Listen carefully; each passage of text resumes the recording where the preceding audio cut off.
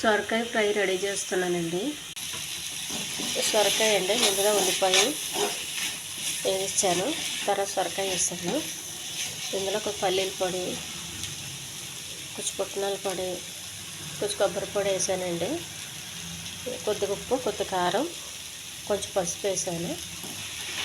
ఇదిగో చూడండి, పొడి పొడిలు ఆడుతూ ఉంటుంది. ఇలా చేస్తే ఈ ఛానల్ నచ్చితే సబ్స్క్రైబ్ చేయండి, షేర్ చేయండి, లైక్ చేయండి.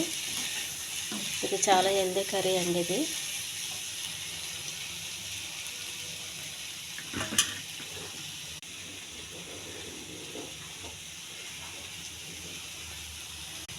ఇది అన్నానికి చాలా బాగుంటుందండి. దించే ముందు కొద్దిగా కొత్తిమీర అండి.